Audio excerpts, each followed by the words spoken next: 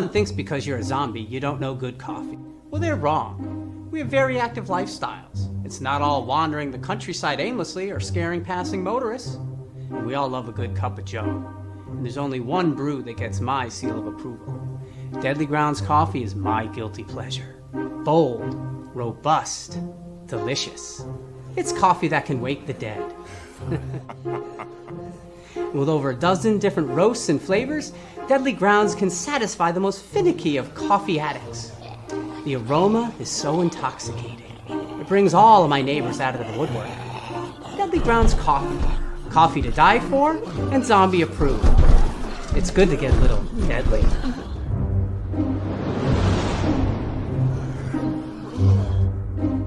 Use the front door!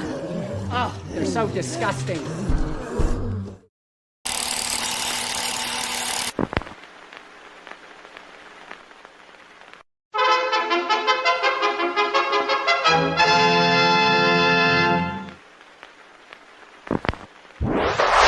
Persons under 18 will not be admitted.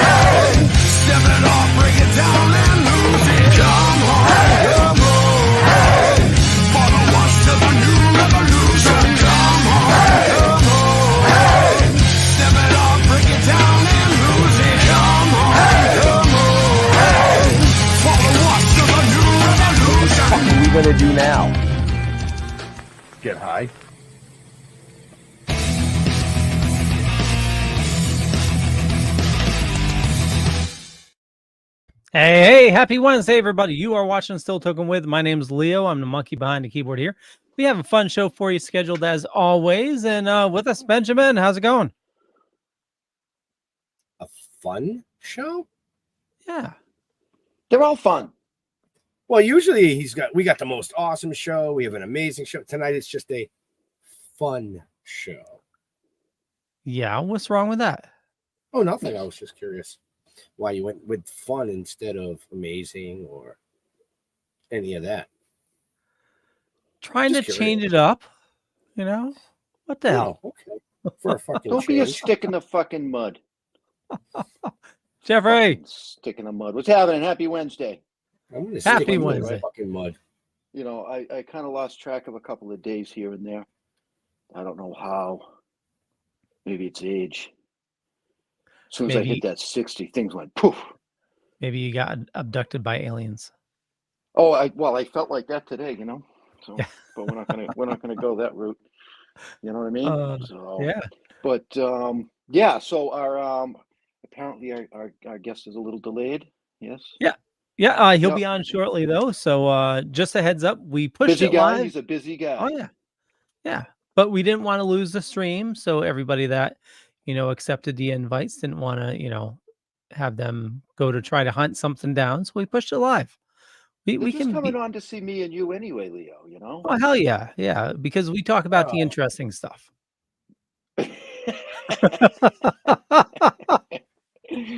Oh man, I'm actually looking forward to chatting with this guy. You know, we had some nice conversations with him over the last month and a half. Something like that. Yeah, something like that. You know, we met him down in Virginia. Yes, we Right? did. Yes. Yes, we did. So interesting dude. You know, Apparently, he thinks he's a rock star because he's late. right? But You know, we'll that's see. all right. It's all good. You know, that's how things roll. You know, I know he's a busy guy doing his shit. So, you know. Right. So, Speaking of that, speak of the devil, you got. There look he at that! is. You Hi, got guys. you got him getting a drink. I've been trying to get dinner too because I've had so many interviews today. Good to see y'all. Oh well, you doing? you feel free to eat while you're talking with us. We don't. No, I'm mind. done. be a Thank you. gift. I just had to. Oh, is that? Slurp it down. Oh, so we came second I to have some dinner. blueberries too. So, you know. All right. So what was for dinner? I want to know.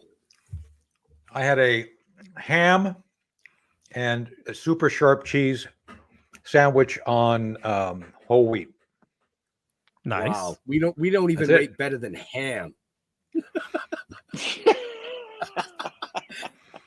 Welcome. It was, welcome. We are live already, Tony. So I just. Oh, good. figured Good I'd to see give you. that. Hi, hello everybody. Good to see you all. Let me make sure my hair is in one piece. So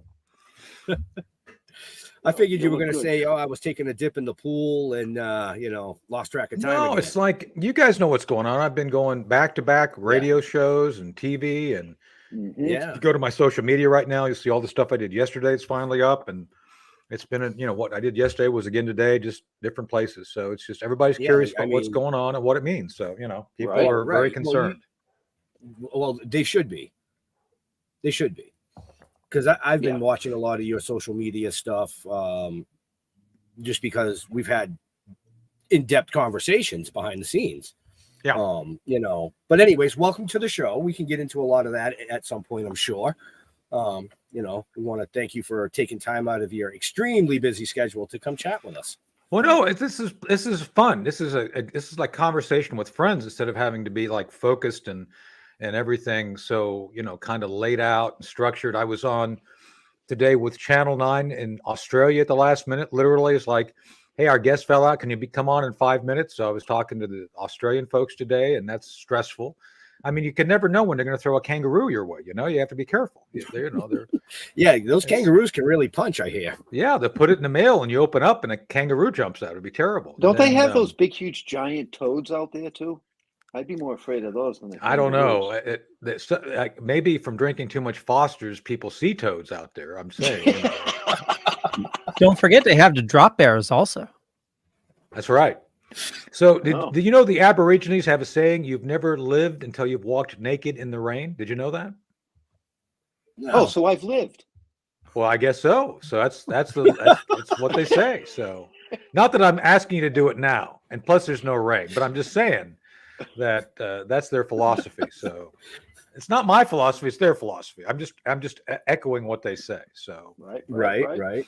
and of So, course, you should do it in the right company too, because walking in the rain with like I don't know, people who are like in the Weight Watchers Anonymous thing, I don't think that'd be fun. But there are fun people to walk in the rain naked with. I'm just saying, not that I've done it, but I would do it maybe, with the right people. So Well, With the I've right done it, people. but I was by myself, and I don't think anybody would want to walk with me in the rain naked. No. No. No. So we didn't get a chance. No. So Tony, what I would like to do is Sure. just have you kind of introduce yourself a little to our viewers.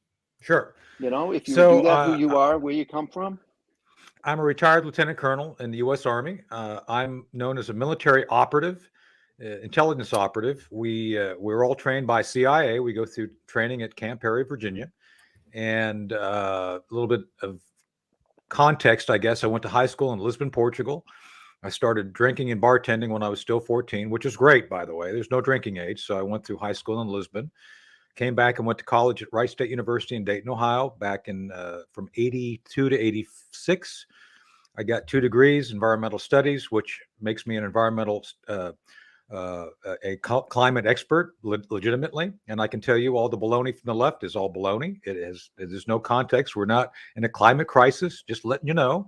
And then political science, which I've used a lot, being involved in everything from espionage to trying to convince provinces in Afghanistan not to break away from the larger Afghan government, to air assaulting with the U.S. Army Rangers, trying to figure out who the good guys and bad guys are. So it's been quite the range of things. I started off doing counterintelligence. I was first deployed to Europe in 1985 undercover, doing counterterrorism stuff. I would leave college to go do things. I was in a special program. That's how I kind of got on the path I am. Next thing I know, in Washington, running operations. During my time in Washington, I ran some, just like the movies, off the books operations. People ask me, like, how did you get to do all this cool stuff? And by the way, Operation Dark Heart is my book. I have a copy right here somewhere I can show everybody. Yeah, here we go. I wrote a best-selling book, Operation Dark Heart, Spycraft and Special Ops in Afghanistan and the Path to Victory. They didn't take the path to victory, just saying, as we know. Joe Biden decided to take a left turn and take a path to defeat, but it is what it is. Anyway, so this covers my time in Afghanistan and goes through a lot of, it gives some history and context of the other things I've done. So as an operative, I ran the Army's clandestine human program for a while, youngest ever to do that. Did a lot of off the books operations. And as I was going to say, the reason I got to do all this cool stuff is because everybody considered these exotic, difficult operations to be career ending. And I guess they're right, because my career ended up getting ended when I had to testify before Congress when I was still a lieutenant colonel. So there you go. I guess they were right, but I still had a good time doing it. I ran the first undercover cyber unit, Stratus Ivy, right there, that little symbol right there on the wall. That was in the late 90s, before anybody figured out what cyberspace was and the internet. Went on to do all sorts of things regarding Afghanistan. Ended up working and getting myself pretty much fired from being a whistleblower regarding the 9/11 attacks, regarding something called Able Danger, which was something we actually did have a shot at stopping Al-Qaeda before 9/11. Again, the political leadership chose not to take that option, and next thing we know, we got Al-Qaeda attacking us. Spent some time, retired from the Army, ended up working in a variety of advisory roles. I was the National Security Advisor to Trump 2020, the campaign. Before that, I was actually advising Mike Pompeo when he was director of CIA, chairman of the Joint Chiefs, Joe Dunford, when he was chairman. So I ended up getting involved in a lot of things to help other people, I think, shape policy, which I think would, at least I thought, would be effective policy. Produced a series called Chain of Command with Nat Geo that focused on the Pentagon fighting and defeating ISIS in 2017-18. And I do radio, TV, produce things, act in things. And I met you guys through our amazing, beautiful friend, Cherie Curry, who is someone who I greatly admire. I keep, you see, I have her book, Neon Angel. I've always got a neon angel on my shoulder, which is always good luck. And that here we are talking tonight after everything is said and done. So there you go. Right. Well, nice. I just want to say real quick, thank you for your service. I know people have already said that in the chat, but we always take a time out to thank our veterans and first responders. But you have gone above and beyond. Well, thank you, Ben. I mean, look, you guys paid for it, so thank you. It was a great adventure. And no, I'm serious. I would do it again. I mean, you know, I did everything a spy can do, literally. I mean, everything from a full body massage to a sergeant in combat to being undercover, from a stuntman to gray arms guy, you know, going on missions you're not supposed to come back through from. So I'm happy to be here in one piece. Not too many, you know, I mean, I'm turning 61 this week, so I'm still kicking, but I do have some things which are permanent disabilities, but other than that, I'm still happy to be here and be able to talk and interact and, you know, have fun. Right. So you said you've been, I do. you've done an awful lot of interviews. Yeah, You've been doing a lot of interviews lately. a lot. Now, is there something that is really sparking that? I mean, is that you haven't always been doing that? So obviously, something is sparking that, where Well, people no, want to typically, talk to you. any given week, I will typically do probably 2 dozen interviews over the week.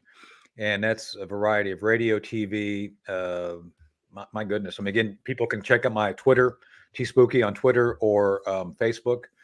And I list the ones that are captured. And then I do my own radio show, The Hard Truth of Tony Shaffer. We tape on Wednesdays. We have to present on it runs 2 days on the America Out Loud network, which is on iHeartRadio. That's on Saturday and Sunday.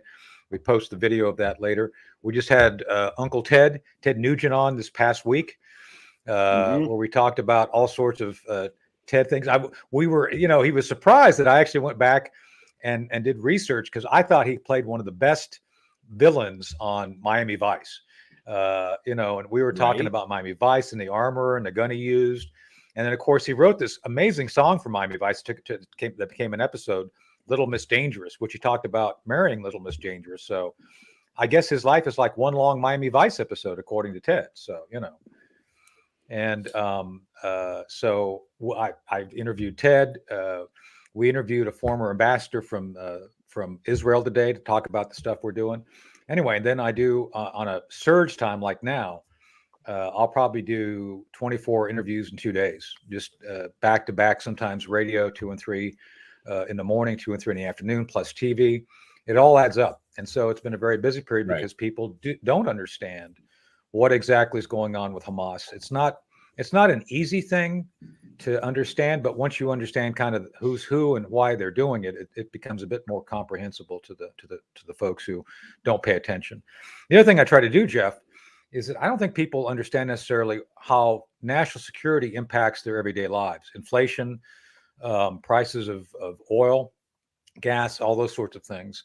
And I think that's one of the things the American people take for granted, which I think they shouldn't be, is that they believe somehow political officials act in their interest, and they don't. And I think that's one of the things that is most directly expressed in foreign policy, when they make really boneheaded moves. And Jeff, we talked about a few days ago, I think, when we were just together as a team, the complete horrific idea that people in Maui would be going through the crisis they did and getting $700 a family. And yet we are paying on average $4,000 a person in Ukraine to fund their war. And that includes everything from people on the runway and fashion shows in Kiev to armor on the battlefield. And it's like, I get that, Vladimir Putin's a bad guy. I am not a fan of Putin. I spent 30 years fighting the Cold War. But when we have priorities which are very close to home, I do question the judgment of politicians doing that sort of thing, when, we should be focused on our own communities and trying to make people better for what they need, rather than, basically blowing them off. So there's things like that. I try to explain why there's a disparity in our policy. Well, I think that the majority of people out there, including myself, I mean, it's really, really hard to try and find what the truth is. Yes, couldn't agree more. It's very, very difficult, and I spend a lot of time, Right. trying to research. Ben gives me a hard time because I'm one of those that I watch the news, and he's like, "Why?" Because I need to know what to look up. Well, I actually spend time listening to NPR and things like that because. So, have you guys ever watched the TV series Portlandia? No, I have not. I've heard of it. I highly recommend it. It's once you watch Portlandia, everything the left does, like NPR, it all makes sense. Like, oh, I get it now. I mean, it is absurd, some of the things they do for purposes of trying to project a certain philosophy of political correctness. And Portlandia represents it well. I highly recommend the series. It took me twice to kind of get into it, but once you get into it, it's like, holy cow. And so the reason I mention that now is because Portlandia portrays pretty much the woke culture for what it is. And everything they do is focused on how to essentially show that you care, show that you're really engaged, but care nothing about the world that you actually live in. Do nothing. It's all about encouraging or projecting on others what they should be doing.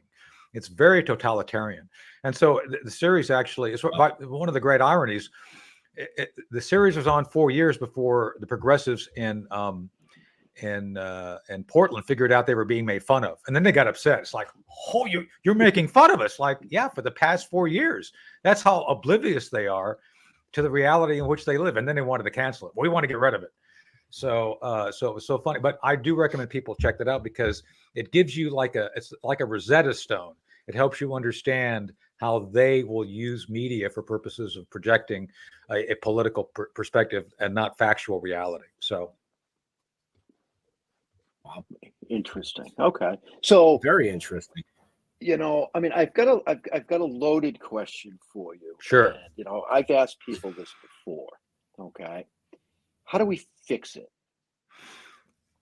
Well, that's an excellent question. Let me give you a two-part answer. First, you have to convince people like you're doing, Jeff, to think for themselves. It's not an easy thing. The one thing I've done for my two sons is just think for yourself. Don't take anything at face value. I try to encourage people to check multiple sources, even incorrect ones, because if you check incorrect sources, it tells you something about what they're trying to say and why they're trying to say it. Even if it's false and it's false, like, okay, this is what they're trying to say, but why are they trying to say it? And so that's the first thing, is just question everything. I encourage people, when I say something, go research it. I try to be very precise in what I say for purposes of people being able to go out and verify it. So I think that's the first thing, is just trying to encourage people to step away from believing everything or having faith in the government. I don't have much faith in the government based on being a whistleblower. The other things I've gone through, it's a very difficult thing. I'm not saying there's not good people in government. There are people who do the hard work every day of protecting the nation and trying to do the right thing, who actually live up to the value of their oath of office, and believe in life, liberty, and the pursuit of happiness. There are others who are equally devoted to removing that as a premise of our republic. Every time they call it a democracy, we're not a democracy. We have a representative system of states. We vote for people to represent us. We're not a democracy. We don't have direct votes on things. And the idea that many folks do want on the left is this democracy. They want to vote on everything. They want the big power centers, the big cities, to be able to dominate the rural areas. I live in rural North Carolina, and I can tell you the people here don't dig what Raleigh and the politicians in big cities want to do. They just don't. They don't want their politics. So, but my point is, think for yourself. Secondly, fixing things. People have to get engaged. One of the things I do a lot of talks. I did a talk in Virginia just a couple of weeks ago, and I did a talk in Florida about a month ago. And yesterday, I spent my day doing public service and part of the day too. I'm still a member of law enforcement in Virginia. I actually spent part of the day talking to folks on the inside. That I got to kind of split myself, Jeff, because I actually still do law enforcement stuff. So I can't talk about the law enforcement stuff I do, because I actually get to read intelligence. I get to know kind of what we're going to do, and I have to be careful not to tell the bad guys that, because I'm a public figure. Yeah, I get that. Yep. So I have to bifurcate that. But on the other side of that, when I talk to people, I say, volunteer, become a member of law enforcement. Here in Edenton, in Chowan County in North Carolina, I'm on both the Social Services Commission, which I oversee all the social services, everything from what funds go where regarding people getting emergency funds for heating if they don't have it, to child protective services. I spent half the day yesterday kind of going through that stuff as a member of the oversight that does that. Plus, I'm on the library trust, so I have to go to library meetings. The thing is, a lot of people don't get involved in local politics, and I'm not talking about running for office. I'm talking about just the mechanisms of governance that people have access to. And so a lot of folks just don't get involved. And then if you don't get involved, people on the left tend to get in there and then project their opinions and their policies on everyone else. That's what's happened in Virginia. So I'm saying people need to get personally involved. They can't sit back and complain. If there's an opportunity to jump in and serve, then jump in and serve. And I think that would change the trajectory at the local governance level. At the national level, things are teetering. Jeff. I think this is where there's real problems. You get extremes on both sides trying to project on the American people what they should do. And I don't even think, and we talked about this, Jeff, and Ben, we've talked about this. It's not about left or right anymore. It's about right or wrong. Yes. Many of my friends on the left are fed up with their side trying to suppress free speech, trying to push vaccines. A lot of the people, I know hippies on the left were appalled by being told that you have to take a vaccine because they're, they don't want to be told what to do. They don't believe in modern medicine. They don't believe in vaccines. And yet their party is saying you must do this. So I think it's more about those people who cherish the idea of having freedom of choice, freedom of speech, and living their lives the way they so choose to do it. And I still don't understand. And I've talked to my friends who are constitutional lawyers. Where does it say in the Constitution the government can tell you or me what light bulb we should buy, or what gives the government the right to tell us that CO2 as a plant food, that's somehow a poison, and it's not. And I got a degree in this. And if we don't do something to end our economy and the energy we use to run it, we're going to actually ruin the planet, which is a complete lie. So it's things like that has been politicized by parties, politicians, who are then trying to use that to retain power and use fear to scare people into spending money or giving them money to take care of it. There's no taking care of it. The sun has the biggest vote on our climate. And oh, by the way, if we're really successful in diminishing the 0.3% CO2 in atmosphere, it's not even a percent, it's the 0.3. If we get it down to 0.2, plants start dying because it's plant food. So this is the insanity we're faced with. And again, I've got a degree in this. I try to educate people, and people on both the left and right are just completely off the reservation. Kevin McCarthy said the other day, we got to be concerned about CO2. No, we don't. We got to be concerned about the fact that we're continuing to fund a fantasy by the left that will deprive normal everyday Americans of adequate energy to live their lives. That's what we should be worried about. So, now you bring up a good point. It's something that I actually asked my wife this yesterday, because I drive around where we live, and what I see is barren fields, acres and acres, and there's thousands and hundreds of thousands of acres of trees just being wiped out so that they can install solar panels for electricity. Now, tell me if I'm wrong, but don't we need those to help? The CO2 is plant food. Right. You can't just get rid of the plants. So that makes point, no sense Jeff. To me. It doesn't. You were using common sense, which is a rare commodity at this point. So let's talk about just solar farms for a second. Solar farms are produced by mining some of the most toxic substances on Earth. If you don't like carbon, which they say is a pollutant, essentially. I mean, carbon-based fuels such as coal and other things, you have to use a lot of carbon, a lot of coal to make a single solar panel. So you're mining coal. Then you have to have lithium and cobalt for the controls and storage. Lithium and cobalt come out of Africa and a handful of other nations, and you have to have child labor essentially going out there into these fields and pulling that stuff up, strip mining. So I guess it's okay that they strip mine other countries, but not here. And as long as we benefit. And then once you get these things in place, they never provide the percentage of energy that they're advertised to do. Not once, not in any instance has solar ever paid off. And Jeff, as I always ask people in these lectures, do you know what the one thing that's required for all renewable energy to work? Do you know what it is? This is a trick question. Fossil fuel. Because it won't work without fossil fuel. Because there's no green answer that will replace 100% and then incorporate growth required as our economy grows in any scenario regarding wind, solar energy, or biomass. You know what biomass is? This is the next thing you're trying to do now. You know what biomass is? They want to burn biomass. It's trees. They want to burn trees, for God's sake.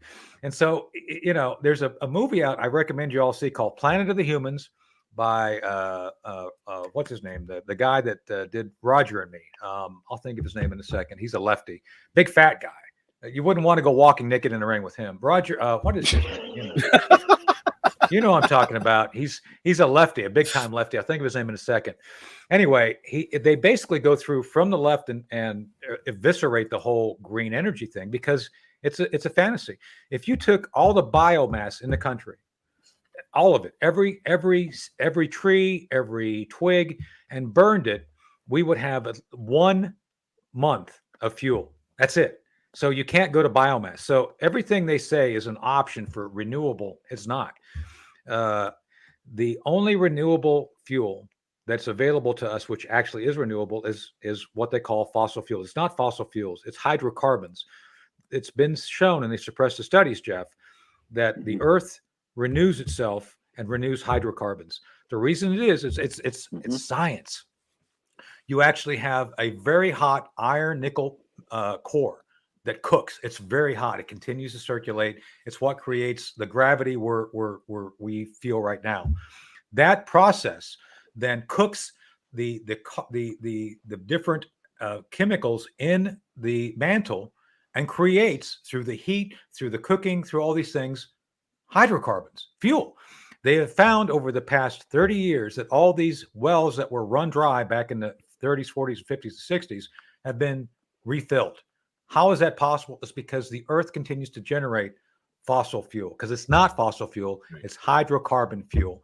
So that's why we have not to interrupt you, but to keep it simple for the people that are listening, I look at it this way. Our bodies run through with blood. But I can go and I can give a whole ton of blood. They can take a whole ton of blood, and my body is going to reproduce that. Exactly. That's a great metaphor. Same thing. It's same the thing. Same thing. It is the same thing. It is literally the same thing. So when I hear these folks, like you point out, hey, we're cutting down all these trees, it's probably not a good idea. It's not a good idea.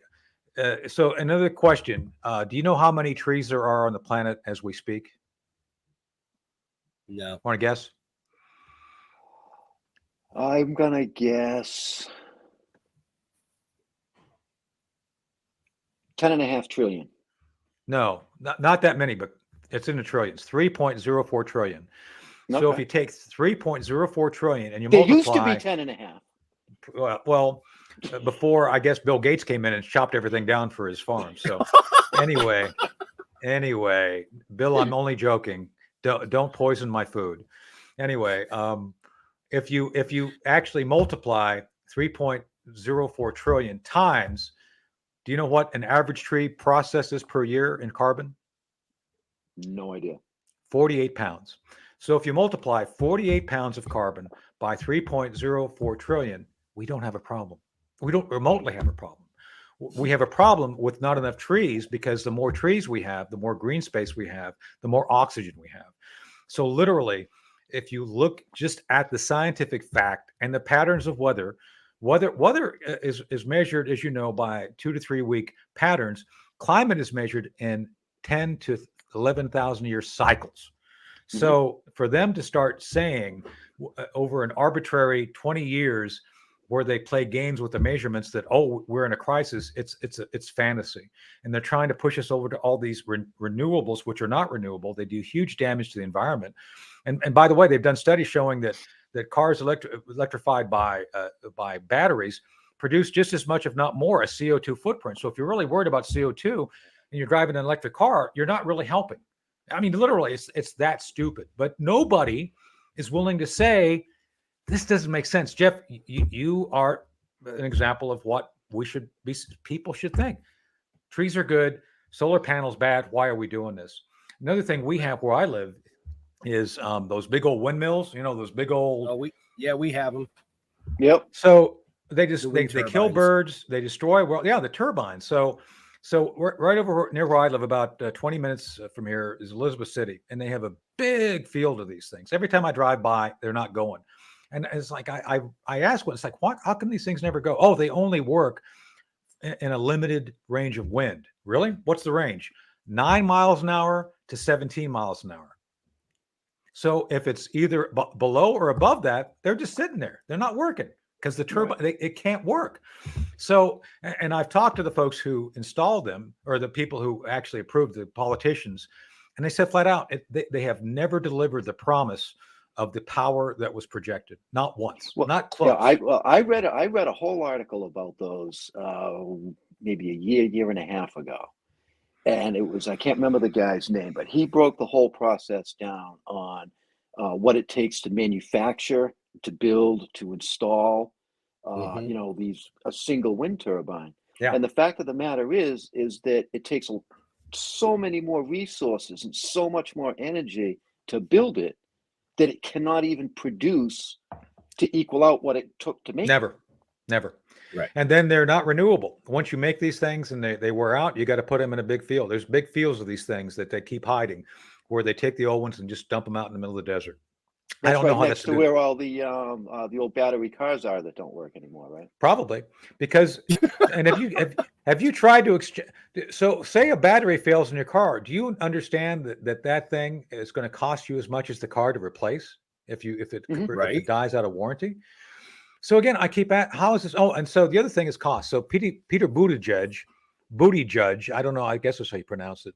The guy with the booty was questioned in front of Congress about what is the mean income for someone who owns a car. Now where I am, for context, I live in a community, very poor community.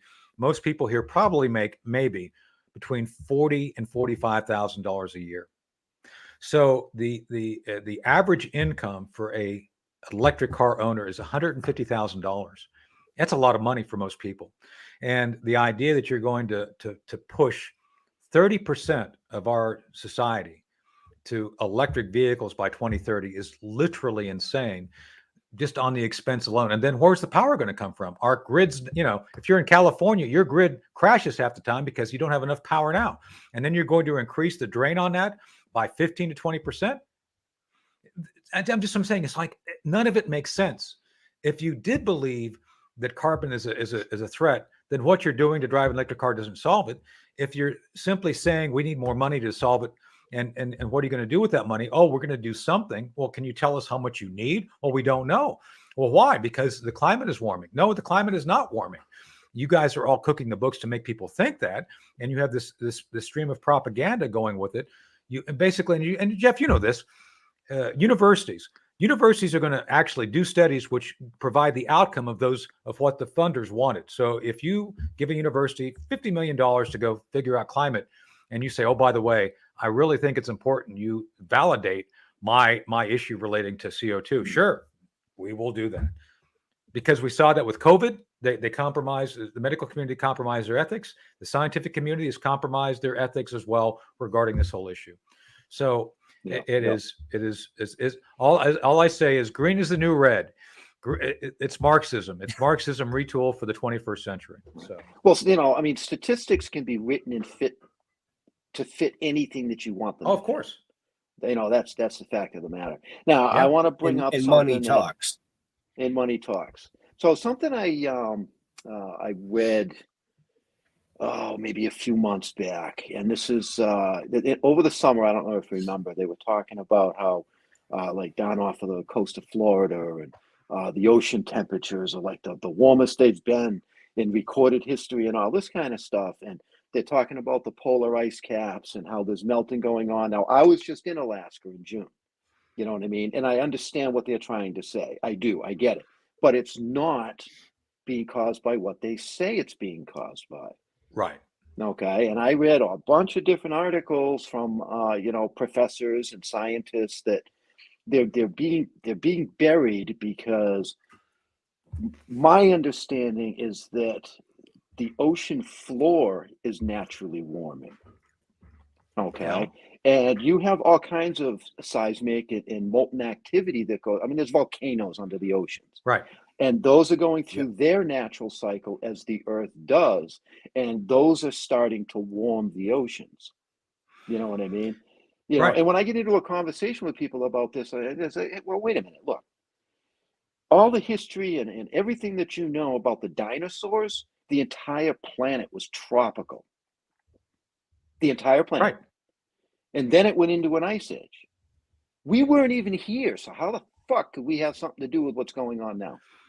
We don't. And that's the thing. It's like they want you to believe it, but it's not possible. So the other thing I had to study is as a process of getting my degree Do you know what the boring billion is? Boring as in Politicians. Boring, Boring? as in just like boring. It's like boring. Okay. The boring billion. A billion years of the Earth's history, nothing happened. It was basically a planet that nothing happened. So that's my Okay. point: is that there are powers. There are geologic. There's solar. There's all these other things which impact on our climate that we have no clue of. They can't explain why for a billion years nothing happened on the Earth, not a thing. It just kind of sat there in this soup. And then to your point, 100,000 years ago, before that, carbon was higher. Well, what did the dinosaurs breathe it all in? Is that what killed them? I mean, come on. Right. It's literally that level of disregard for geologic time and science as it is not what they want it to be. Many things, Jeff, are aspirational on the left. They aspire to this climate crisis so they can do things to implement certain political policies which benefit collectivization. That's what it is. That's all it is. Because it's not a solution that actually creates more freedom or more prosperity. If you were worried about freedom and prosperity, you would be planting more trees. And if you're worried about CO2, find a way to actually use hydrocarbons more efficiently to actually benefit the environment. Because if you burn hydrocarbons properly, all you get is water and CO2. Just saying. So. Mm-hmm. No, you're absolutely right. And there's, to the best of my knowledge, there are two individuals that patented an engine that would run on water. Right. Okay.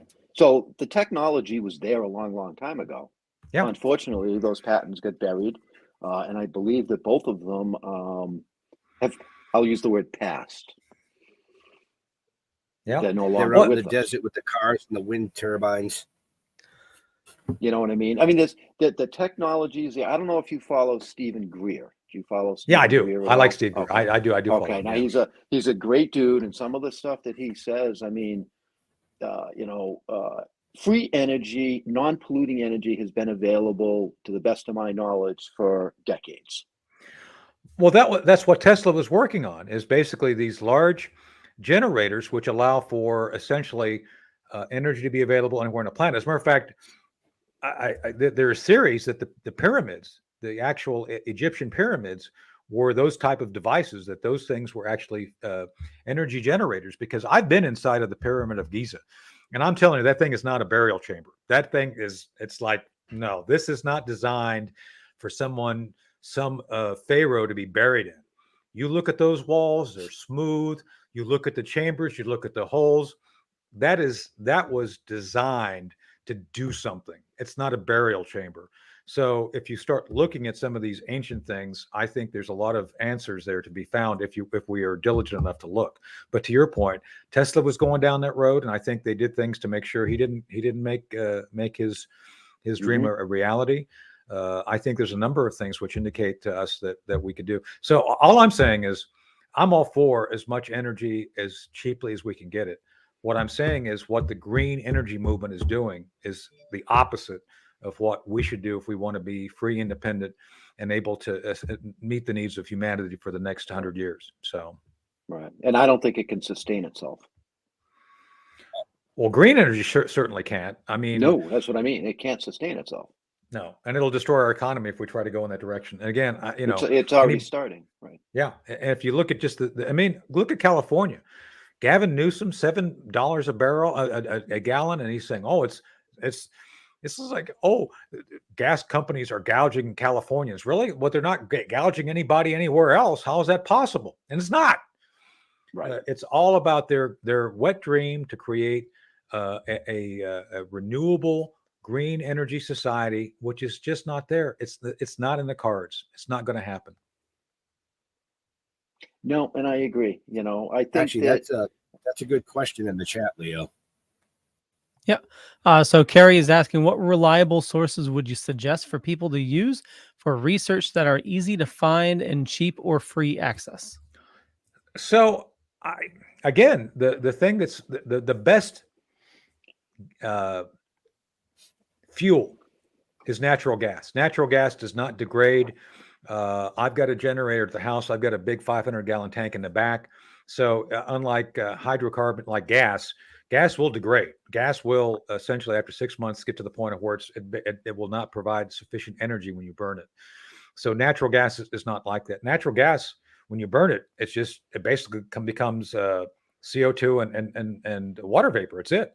Very fuel efficient. Many of the larger plants that are now being planned, if you're practical, are natural gas powered. Natural gas is readily available, and I recommend people consider that. Many big cities went to natural gas to run their buses. They do it very well. So that's the first answer. Natural gas, I think, is the best hydrocarbon-based fuel you can use with great efficiency, and it can be stored a long time, almost indefinitely. So that's one answer. The second thing is we need to go back to nuclear. Nuclear provides almost unlimited fuel for a very cheap cost. And I know Chernobyl, they're all worried about 3 Mile Island. Those are anomalies. There are far more people who die every year from when plants are built for anything else other than nuclear. Nuclear has the lowest death rate affiliated with it, despite all the different bad news. And yes, if you go to Fukushima, yes, they released some radiation into the environment. No, we're not going to see Godzilla come out of the sea, because they did. It's all unwarranted fear. I'm serious, Godzilla. This is something we should talk about sometime, because you guys are culture guys. Godzilla came out of the Japanese culture because of fear of radiation and the Hiroshima attacks. And there's a whole history that goes with that, by the way. So it's fascinating to dive into that. But I know we don't have time tonight. But I'm just saying that nuclear energy is one of the viable forms of fuel that will basically give unlimited electricity for years. And by the way, they're all worried about the used fuel. If you took every ounce, every pound of fuel that's been used to generate peaceful nuclear energy, that is, say, in a reactor, globally, from every reactor, you take all the waste, it would only fill one stadium, one football stadium. So this idea that, we have all this waste, it's a fiction. These things are very efficient. The fuel lasts a really long time. They don't have to change it out every 10 days. I mean, look at our nuclear carriers and submarines. Trust me, we would not be using nuclear carriers and nuclear submarines if they weren't safe. So the peacetime use of nuclear energy is something that's been way underused, and we should go back to it. Beyond that, as I was mentioning, renewable fuel, basic kerosene for airplanes, gasoline for cars, those things are all available and plentiful, and we should basically do everything we can to make ourselves energy independent until we can get to some of these other things. Will there be a day when we have fusion? There's always this talk about fusion. Fusion's coming, this 0 point energy thing. Yeah, I think it's possible. That's what drives the sun. I mean, you look out, you go out at night during the day and you see that big thing. Yeah, it works. But we haven't broken the code on how to use it for us yet. So do I believe we're going to have unlimited energy using fuel? Absolutely. But not next year, probably not the year after that. But before the end of the century, possibly. And once we have that, you're going to have all sorts of things available regarding energy and that sort of thing. And I think we have to aim for that. I really do. The problem that I see is that they're trying to make a shift and flip things way too fast. Yeah. Oh, yeah. Way too fast. And people, they're not going to tolerate it. Well, they shouldn't. Jeff, that's the thing. They're just not going to tolerate it. They shouldn't. I mean, again, I live in a nice house. I have reasonable accommodations, heat. I keep the house at about 72 degrees. It's well insulated. Why should I sacrifice my comfort for a dream of the left to basically make all of us deplete our comfort for purposes of saving the planet? Why should we do that? Because we're not. They're not. Right, it's all a fiction. Well, I've read an awful lot of articles, about the green energy, and I'm sure you know the fact that I do a lot of reading and I look stuff up. Okay, I haven't come across any articles or anything yet to convince me that what they're saying is accurate. Only the opposite. Right. Well, I'm saying is that you can trust me on this, Jeff. I'm a subject matter expert, and what they're saying is complete nonsense. Well, there's no proof to back anything up. That's the problem. Right. I don't care what you have to say to me. Say whatever you want, but you better have something to fucking back it up. And they don't. Yeah, and they I don't, read but all they want your kinds money. of stuff from the other point of view that they do have the facts to back it up, just like But what you're but you, doing right here. but Jeff, if you listen to them, if you just give them some money, eventually they're going to tell you. But you got to keep giving them money because eventually, they'll tell you what exactly you need to do, but you got to give them money first. It Well, sounds like a yeah, grift to me. but then 20 years from now, it's gonna be, oh shit, I'm sorry, we were wrong. Exactly. It's a grift. It's all a grift. Been down that road before. And they'll sell you some snake agree. oil to go along to cure whatever ails you as well. If you got fleas or ticks, they'll give you some snake oil and that'll take care of that too. Just saying. So trust them. So They know. there is an energy source that and it's actually a lot more than that. Building products and stuff that, for whatever reason, and it's one of the things that why me and Ben are doing what we're doing. Cannabis and hemp. I was waiting for this. Are it's a huge asset. You know what I mean? It's renewable. It's right. It grows fast. It can make fuel, building products. The fibers are I think bamboo is stronger, and that's about it. Yeah. Otherwise, they're very, very comparable. And there's people out there trying to do an awful lot with it. Well, during World War II, hemp was a big thing because we needed rope, and hemp rope did very well. It was before the days of nylon, and we did just fine. Plus, like you point out, it's renewable. You can grow as much of it as you need. And oh, by the way, if you're concerned about the environment, why wouldn't you do something like that? I don't know. Well, exactly.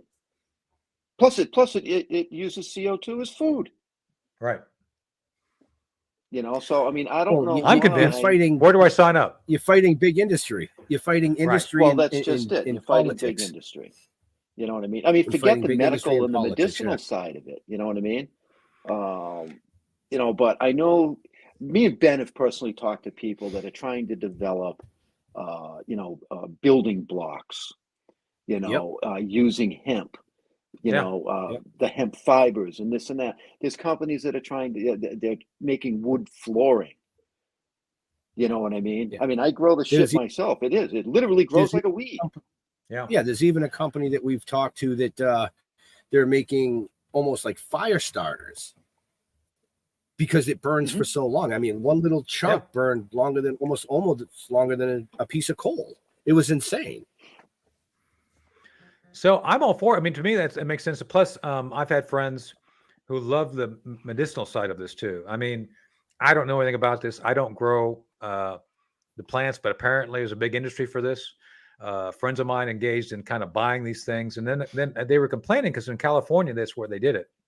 And basically they try to do these mom and pop growths. And then all of a sudden big industry comes in and buys them all out and drops the price. So you can't have people producing it.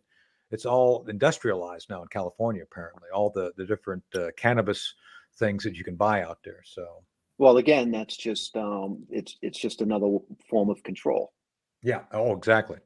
So, but no, I think it's a great idea. Anything's renewable. To me, we are all better off when we can go back to nature. That's why I got my degree in environmental studies. I really do have concern about nature, and we should be doing things to find sources that regenerate or are healthy. One of the great, Jeff, I'm glad you brought this up. Do you guys know that young men have been having fertility problems that they're attributing to the plastic in the environment? Basically, we all drink from plastic things. It's in our system. And apparently it's becoming a problem by the fact it gets inside your body and then starts interfering with processes. So nobody seems to be worried about all the plastic we use. And plastic in the environment. We have whole islands, artificial islands of plastic in the Pacific, but nobody's talking about it. Why aren't we talking about it? The damage to wildlife. You got the microplastics too, right? Exactly. That's what I'm saying, Leo. Yeah, exactly. The microplastics, which get in your body. So that's a real health issue and environmental issue. But you know why we don't talk about it, right? Because big industry loves using plastic to put everything in. Right? Everybody from Coca-Cola to Swanson's, everything is in plastic. So, oh my God, you're not going to go against the people who write us checks. Well, right, but like people are saying, like I said before, money talks. Everything I buy is in plastic. Everything. Right. So Everything. But when I get to the register, I have to get a paper bag because plastic bags are bad for the environment. I mean, none of that makes sense. And you got to buy the bags too. Right. Yeah, they make you buy the fucking bags. But think about this. To your thing about hemp, you could make renewable containers using hemp in place of plastic. And why wouldn't you do that? Why wouldn't you do that? Well, the thing, I read a whole article about hemp. They were making hemp bottles like soda. Yeah. Okay. Yeah. Part of what the problem that they're running into is, yes, they're very, very biodegradable, but their shelf life is too short right now because that bottle is going to want to disintegrate in 30 days. Right. Well, I'm sure they're going to figure out ways to preserve it and make it look so. Last longer, They've just got to work on it. But the problem is I don't see. I'll say our government trying to pursue that in any way, shape, or form. No, because they're convinced that they want to get you into an electric vehicle. Yeah, it's an agenda. That's what I'm saying. The government should not be involved in any of this. The government should not tell you what kind of light bulb to have, what kind of car you should drive. Think about this. Our tax dollars are used by the government to convince others to buy electric cars. Why should my money that I pay the government go to convincing someone else to change their lifestyle? Right.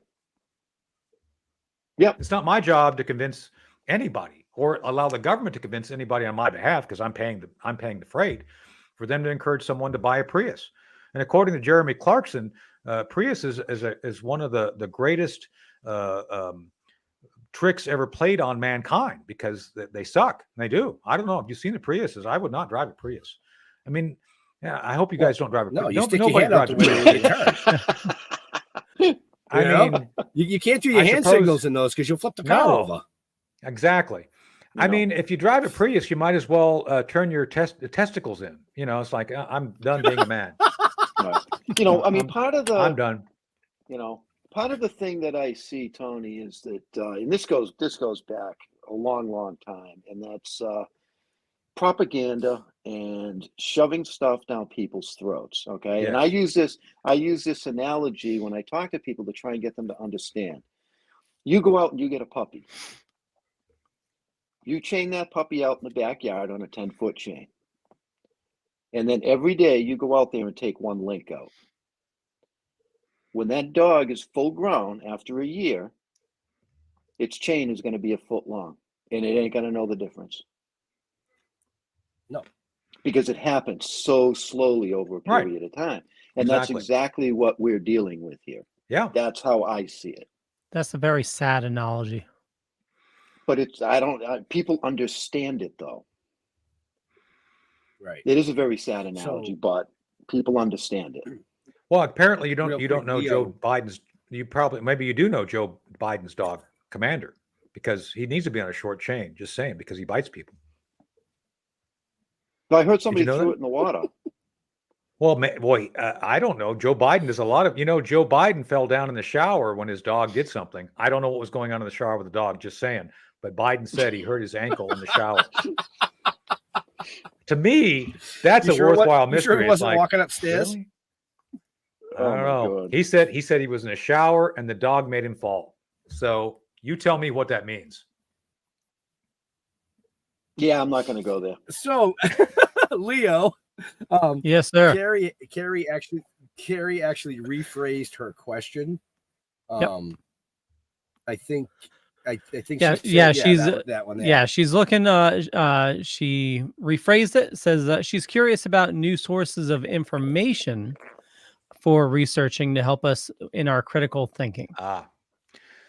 Well, as I said earlier, to me, you read everything. There's no one source. On a daily basis, I get up and I start drinking coffee at about 6:30, and I read for an hour everything I can find from all sources. And I hate to admit this, I love the UK Daily Mail. The Daily Mail has everything from aliens ate my baby to Hamas shooting rockets. It's kind of entertaining, I'm serious. You got Miley Cyrus. Right now they had one article on Middle East threats and 15 on Taylor Swift dating some knucklehead on the football team. It's like it's great. It's like tropicality. But I sort through it. I go to the New York Daily News. I love the Daily News. I think they're pretty good for the most part. And I just keep going. And I go to the Hill because I want to know what the propaganda is from Capitol Hill. Political. I want to know what the left's thinking. I occasionally look at Fox News because Fox does have some things which are semi-good. Look, I'm on Newsmax. I'm a contributor. So I can tell you if I'm saying something, I've researched it, and I'm not going to go out there and say something that later I'm going to be contradicted on if I can avoid it, because I don't think it's ethical. And my friends, you guys see me on there with Blaine Holt. General Holt and I are dear friends. General Holt is one of us. He just wants to tell the truth. He thinks that we're being lied to. He thinks we ought to be independent. So we simply, when I say something, it's based on something either I know, it's something that I know because I've had experience in dealing with it. It's something I've researched from a source I trust, or I have a reasonable presumption that I understand. Like I've been talking about what I think is going on right now regarding the Israeli military and our special operations forces. And I have to say, I don't know. I have no direct knowledge, and I don't. But based on my experience, this is probably what's going on, because I've been in that movie. And I've played a major role in those movies, so I know how things are done. So I'm saying that, this is what it would probably be at this point in time. So that's what I think I try to do personally. But other people, you got to figure out for yourself what sources you believe are reliable. Another place I actually find a lot of stuff is YouTube. There's a lot of truth tellers out there. If you try to figure out who they are, you can figure it out. You're laugh at this. One of my friends is Victor Van Doomcock. The super ruler, the future ruler of Earth. He plays a character, but he's been in Disney's knickers. He tells all about the secret stuff, and I know him personally. He's a good guy. So he tells the truth about what's going on with Disney. There's other people out there you can find that can be kind of your guidance source on different areas. You mentioned what's his name earlier. I like Graham Hancock. I think he's got some good stuff. There's several folks I find who actually are going against the grain, going against the narrative, and trying to get new information out. So, Graham Hancock's been great. He's been dismantling the ancient narrative. I love the fact he's like, no, this is all stupid.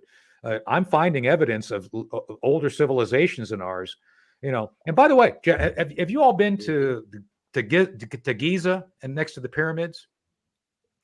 I recommend you go. So I'm in a room probably by, I don't know, about 12 by 10 with a fairly high ceiling. There are pieces of rock the size of this room, 100 tons, that we could not move today, that are stacked neatly on top of each other in the area next to the Sphinx.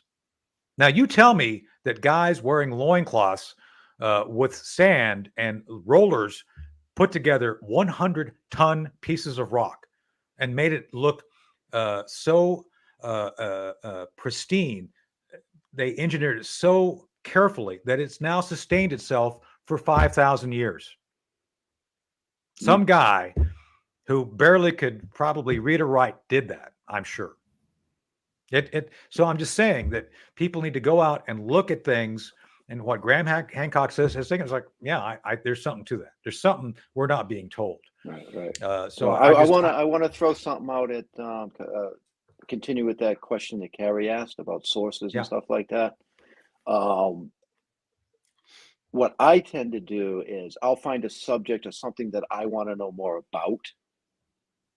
And then I read and look up as much about that particular subject as I possibly can from every source that I can find, so that I can come up with my own conclusions.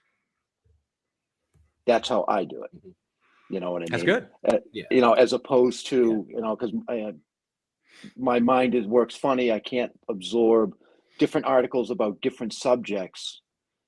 I got to find that subject and then learn what I can about it, come up with my conclusions on what I feel and what I believe is true. Then I can move on.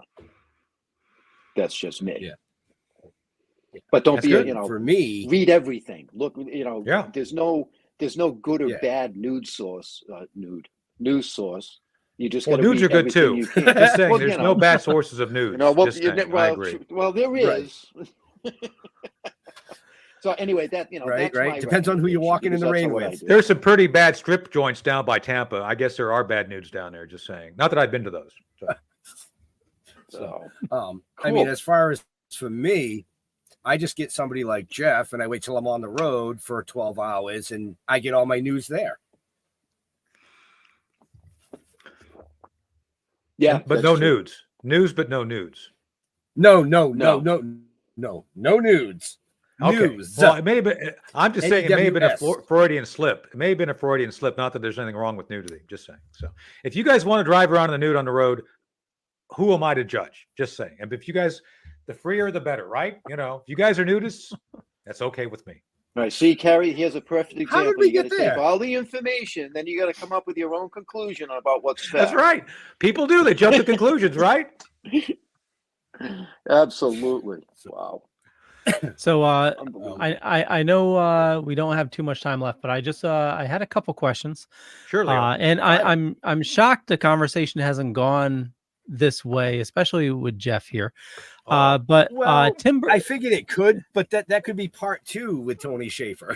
well, this I need to know because this is recent. Go ahead. So okay, Tim Burchett made a comment recently, along with the UFO information. He gave a list of individuals. I'm not sure if you saw his message or not. But he says one of these people he believes is a disinformation agent. He lists Lou Elizondo, Christopher Mellon, Stephen Greer, Jeremy Corbell, George Knapp, Travis Taylor, or Brandon Fugel. What is your thought as who could possibly be a disinformation agent? Well, I guess you have to go back before I comment on that. And I don't necessarily think Greer is a disinformation agent. I think maybe he's been fed information which may be less than accurate. Remember, a lot of these guys have sources. Not to get off topic, one of the reasons that Mossad got their lunch handed to them regarding the attacks last Saturday is because the Palestinians figured out their sources and fed false information to them to lull them into a false sense of security. Just saying. So that this happens. It's part of the game. There's a book called Operation Bodyguard I have over here. It's about the deception campaign regarding Normandy, and it's a great. It's like 600 pages. It's a big book, but it's a primer on how to run deception operations. It's all there, and if anybody reads that, you're going to figure out how to create paper mills, false trails of information.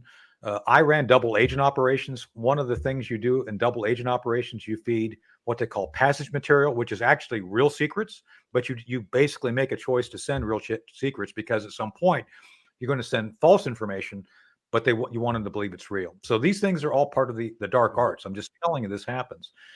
But what I think you all need to do is there's a good book I recommend. Let's see. Oh, there it is. I believe this book to be accurate. It's called The Day After Roswell with Colonel Philip Corso. He's now passed with Bill Burns. Now, this book came out in the 90s. I was still an operative. And so I ran, my name is Spooky. My nickname was Spooky because I did all the spooky stuff for defense intelligence. So I had spooky people working for me. And one of the spooky people, who was a older gentleman, he was probably almost 60. This is back in the 90s, who had been involved in exotic things. So I gave him the book. I said, go read this and tell me how accurate it is. So he takes it, comes back. I see him about a month later, and he says, I said, okay, so how accurate is it? He says, about 60%. So if you accept the premise of the book being correct, 60% is pretty darn accurate. So that's my starting point. So if someone I believe who was involved in this says, 60%, that means the premise is correct, that something happened at Roswell. So that's how I started in this. And then I went from there. So based on my experience, can the government keep secrets? Oh, yeah. Everybody says, the government can't keep secrets. Oh, yeah, they can keep secrets. They keep secrets two ways. They keep secrets because some things they just really don't want to get out. They will go to extraordinary lengths with sufficient resources to keep things secret if they so choose. And this is something they've tried to keep under wraps because technology. There's a lot of technology involved in this. This book talks about where the technology went, by the way, and I do believe it accurately represents that. According to the book, Army's tranche of technology went to the night vision labs at Fort Belvoir. I spent some time at Fort Belvoir, just saying. And where I went to college, right Patterson Air Force Base, that's where they say the Air Force technology went. I was on the campus of Wright State, right next to where they say the technology's at. So based on my personal experience, I believe that that we are indeed in possession of extraterrestrial technology. I think we don't understand what we have. I think there are elements within the scope of this that are good and bad. There are, if you remember the X-Files, there's far more truth in the X-Files than people understand. Just saying. And if you just examine some of those episodes relating to the arc, the overall kind of premise of things being here, there's a number of clues in there. And I can't get into things that I can't by oath talk about, but I can tell you that based on my experience and on research, there's ample evidence that there's things here that do visit us and things happen. And you've got to sort through that because the government is not going to give up its secrets readily or easily. And those people who have the technology don't want to disclose how far along they are. So, but that's why we have black sites. And by the way, Area 51, the technology that was there once is long since been moved. And I've been told it's been moved up to Montana. And Montana is a huge state. So good luck with that one. Yeah. So anyway, did that give a good answer, Leo? Is that kind of what you were semi looking for regarding that? Well, I totally follow you on a lot of the stuff and totally agree. But yeah, I guess it's hard to say, who could be. I do believe that, Stephen Greer, he could be fed, incorrect information because I all these people I follow, and it seems like Stephen Greer out of all of them is the one that's like going against the grain a little bit. But yeah, it's I don't know where I was going with that, but well, sometimes the one going the wrong way is telling the truth. I mean, I don't want to sound too spooky since that is my nickname from the old days, but I think I think Arthur C. Clarke once said, or someone said, the universe is not only more, well, how do these phrase it? It's more mysterious than we understand. It's more mysterious than we can understand. And I think there are things that are right before us that may not be what they appear to be. And my experience is that I think there's far more activity that we can't fully understand going on right in front of our eyes than, look, that's the best operations I've run as a clandestine guy were done in plain sight of everybody, looking like everything else. Basically, the first rule of clandestine operations is to look like nothing's going on. So if I were the aliens and I were here, I would be doing everything I could to make everything look completely normal and undetectable. Just saying. Right. Who knows? Maybe I'm an alien. Actually, I think that we would all explain are. a lot. yeah. Well, that brings up another thing. What are your thoughts on the Peruvian alien mummies? So, Peru is an interesting place. Machu Picchu. Let's start there for a second before we go to the mummies. Again, if you just look at the stones on that high altitude location in the mountains, there's no way. I don't think we could build something like that now. So, if we can't build that, what technology was used to build it? So, therefore, if you extend it to the mummies, I don't doubt necessarily that something happened. Remember, back in the period of those mummies that were preserved, there was fewer people on the earth. And one of the theories I've been looking at, as Graham Chapman's been examining, I think, is Atlantis. Atlantis was probably a pre-existing civilization that maybe even had built most of these things, and something went catastrophically wrong.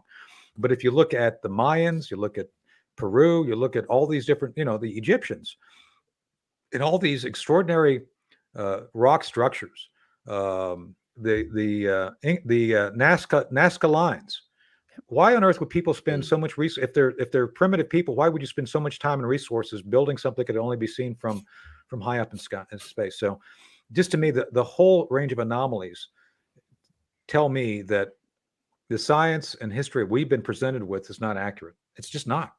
The science and the history as framed by today's historians doesn't match the actual artifacts which we see in front of us. So, yeah, I think it's very possible those things were from alien origin. So, why not? Here's the thing. Think about this for a second. I'm not Catholic. Anyone Catholic? Just saying. I'm going to say some things about Catholics. It's like, by the way, who eats the body of Christ? Isn't that cannibalistic? Just saying. Drinks the blood. To me, that's a little bit weird, but okay. So, but think about it. Think about the rituals the Catholic Church. I'm serious. Think about the rituals the Catholic Church has basically held unto itself. You eat the body of Christ. You drink his blood. It's a ritual. Okay, I'm fine with that. I'm fine with Pope Gregory the VIII having orgies with his daughter in the Vatican. I'm okay with that too. To each their own.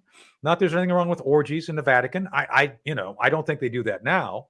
Maybe if they brought it back, they'd kind of renew the religion, but that's another story. My point being is that the Catholics have taken upon themselves miracles, right? Oh, it's a miracle. You have to have so many. What is it?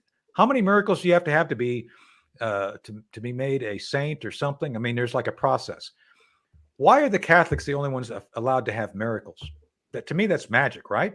So why is it they've acquired that and said that only their faith can have that? So I'm just saying that there are things that cannot be readily explained through the process of science and logic, and some attribute that to religion, to beliefs. Okay, great. Then why can't you have a belief that some civilization was here before us with immense powers that did things and left indelible marks on the earth? Mm-hmm. That's all I'm saying. It's like, why can't you have both? So valid point. And by the way, I think druids are way underrated too. Remember Stonehenge? To me, whenever we gave up skyclad ceremonies, skyclad, right? You have naked women dancing around a fire as part of. Why do we give those up? To me, we should bring those back. The Druids had it right when they did that. I'm just saying. Not that. Who am I to judge, right? So. Well, and I think that's part of the, one of the biggest problems that we're facing right now is who am I lack to of judge? Nudity. Yes, or lack of nudity around fires too. Yes. But who am I to judge? Everybody's too judgmental. You can't believe that because I believe this, you believe that. It's everybody has the right to believe what they want to believe without being judged. Well, I'm going to get in trouble with my Catholic friends for trashing them again, so they always get upset every time I bring out all of their warts. Just saying. So just be aware you're going to get complaints. Well, you also have institutions like the archaeologists, especially with like Graham Hancock. You have somebody trying to research, some additional information, and you have these people that are totally attacking them. Yes. Same thing with like the UFO community. It seems like, we're close to disclosure, but then you have a group of people that like are totally against it and they're going on the attack. It's all about control. It's all about control. It's about who has the control, who has the evidence. Look, I think that Eisenhower had some real hard choices to make. I think he was briefed. I think the MJ documents, the magic documents were real. I don't care what they say. I know how government process works. I've been in those really small groups where we do things we don't talk about. So I know those things exist. And I know how those things can go off the rails because people don't want to talk about them. People who have control don't want to give it up. And things can be lost in the bureaucracy. We have an immense federal leviathan that things can get lost in. There's a great scene. Remember in the Indiana Jones movie, I think it's the one with the Holy Grail. Not the Holy Grail, the one before that with the Ark. The Ark. Yep. Raiders of the Lost Ark. Yep. Raiders of the Lost Ark. They get the Ark, and the last scene of the movie is they're taking it, putting it in some big warehouse that the government has. Yep. That happens more than I think people understand across the board. So, well, I believe that. Right. Absolutely. Yeah. So. So. All right. Cool. Leo, you But got I another know, show but coming I up? know, Leo, you have another show, and we could actually sit here for hours and hours and hours yeah. and talk to Tony about all kinds of stuff. But from one thing that Leo didn't say tonight is if you want to follow Tony or want to find out more about him, just look in the show notes up above or down below, depending on where you're watching or listening to us. You know, I mean, I've been following him since we had our conversation a month ago in Virginia. There's a lot more to what we've covered tonight. Let's put it that way. Well, Ben, I hope this will be something we do on a regular basis. I enjoy the conversation. I think it's a lot of fun. And you guys ask me questions I can't talk about or don't normally talk about in the media because, you know, people want to have a certain impression of things. But I'm not afraid to go down any of the rabbit holes or paths you all want to talk about. Maybe that's not a good thing, but you know, it is what it is. So. Well, it's entirely up to you. And I got to say to Jeff, I have to work tomorrow, so you're going to feel down all the hate mail tomorrow. No, not me. I don't care. I mean, listen. Again, believe what you want to believe. That's right. Right. And let me caveat my comments about the Catholic Church. I have great friends who are Catholic, and I really don't hold against them the whole Vatican orgy thing. I think it was a mistake, but you know, it is what it is. Pope Gregory was a good guy by all accounts, except he had a daughter he wasn't supposed to, and he had orgies with her. So other than that, they're fine people. Just saying, you know. Oh boy. So on that note, we'll wrap things up. I'm going to let you do your thing. Tony, just sit tight till the show's closed, please. Sure. Yeah. Okay. I want to thank everybody for watching this fine evening. You know, like Ben said, check the show notes up above or down below, depending on where you're watching or listening to us. For me, you know how to find me. Head on over to thedorkening.com. You can learn more about the network there. A lot of awesome people doing a lot of awesome stuff. For me, we got another show going on in about half an hour, Midweek Geeks. I also do splash pages on Tuesdays, Still Token with on Wednesdays, Midweek Geeks, also Comics Paradox and the Dork Night. A lot of stuff going on. So, Tony, where do you like people interacting with you on social media? Well, Twitter is very active. I encourage people to reach out. I try to respond as best I can. I'm T-Spooky. It's kind of all spelled out there. Tony Schaffer, you guys have figured out I've got like 105,000 followers right now. And then I run two think tanks, London Center for Policy Research, at least for now, and Project Sentinel, projectsentinel.net and .com. So they can check us out there. But look, I appreciate being here with you guys, Leo. It was a lot of fun tonight. So I hope people will think for themselves and ask hard questions. So awesome. Totally agree. Jeffrey. Wow. Thank you, Tony. That was inspiring and a little weird at some points. That's okay. As far as us, just go to stilltoken.com. Really, go to the YouTube channel, give us a follow there with Still Token with. There's a ton of content on there. Other than that, don't look me up. Just follow us because that's what we're doing. I'm an individual and things don't work best that way. They work best as a group. That's how I see it. Benjamin. Well said for a change. Well said. I do want to say, this is probably the first show in 4 seasons that didn't go off the rails. And I think that in itself is a feat. Usually it's off the rails in 18 seconds, but not tonight. I mean, we kept that train kept going. And definitely check out Tony. Buy his book. I'm going to talk to him afterwards because I need an autographed copy of that. Like Jeff said, stilltoken.com. And to all our veterans and first responders, we want to thank you for doing what you do so people like us can do what we do. Stay safe. We'll see you next week. We're out of here.